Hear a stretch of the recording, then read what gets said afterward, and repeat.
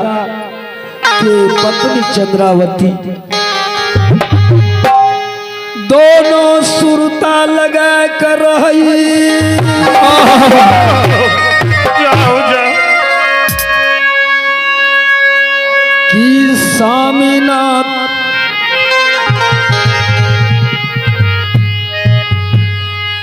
कहिया गुरु के द्वार में जेबो। दोनों व्यक्ति में बात करेगा। हे स्वामीनाथ आयो, हे धन दौलत अनेक छा, हाथी घोड़ा पोखर पाटन राजमहल सब पतिनाथ। बाबा बहुत दिल को ये स्वामीनाथ जाओ जाओ। राजा कहे और की हे स्वामी स्वामी जी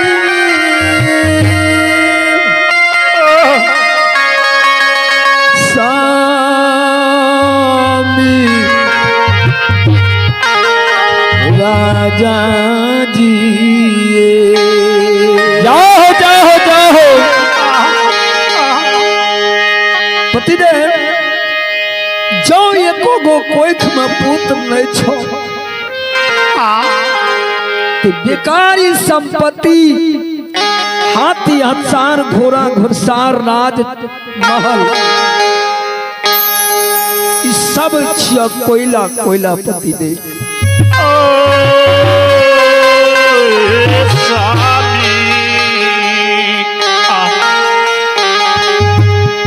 राजा कहे रानी तो एकरा लिए हम की कर सकते। ये तो बात सही है। कल के पति देव एक बात करो ना, कल के दो बात कहो। कल के पति देव पोपी नगर में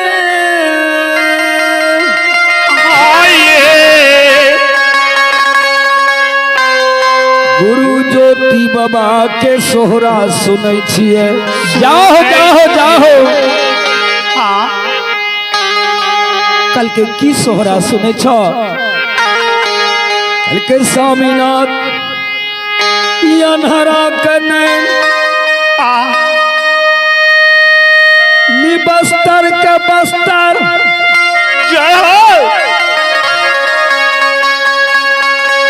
यबला का पुत्र दैया। गुरु महाराज और बांझी जे छे मरछनी के कोई सुधार करे छे गुरु बाबा। कल के पति देव एक बात करो न, चलो दोनों गोरा डाली साइज ले छे, चलियो गुरुवे के द्वार पर। राजा राजा रानी के बानी सुनैया।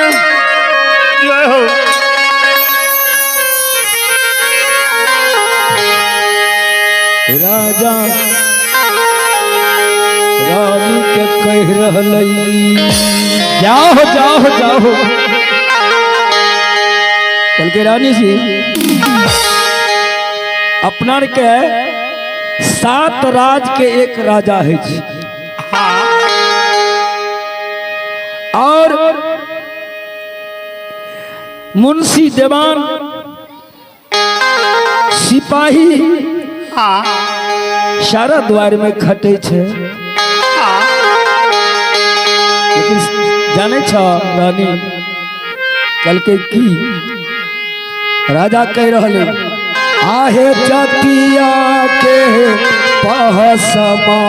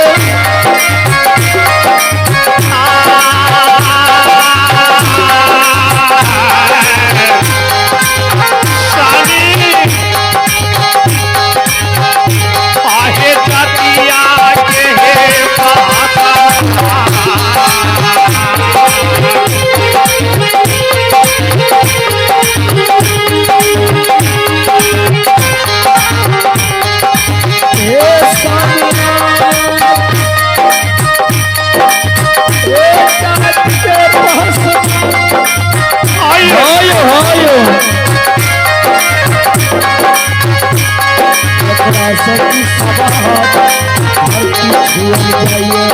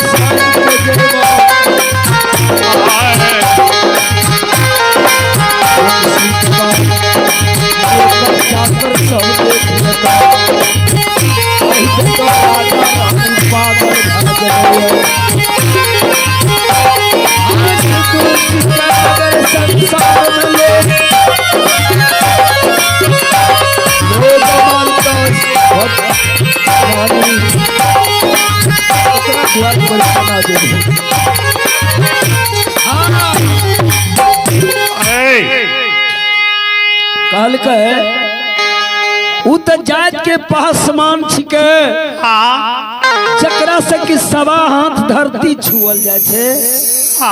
रानी ओकरा द्वार पर जे तू डाली साइज के जीव हो पुत्र मांगे ले, लेकिन लोग समाज दुनिया में राजा 7 राज के एक राजा है।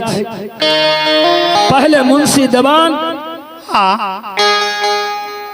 और रैयत प्रजा सबटा हंसतो दुस्तो की हे देखो राजा रंग पागल।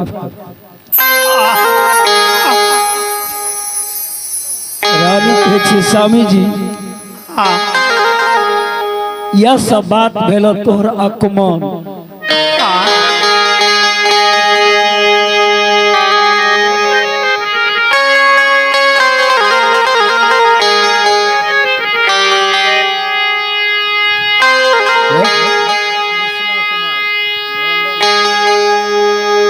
आप है गृहपति का सुपुत्र बच्चा कृष्ण कुमार जी, एक बच्चा 51 रुपया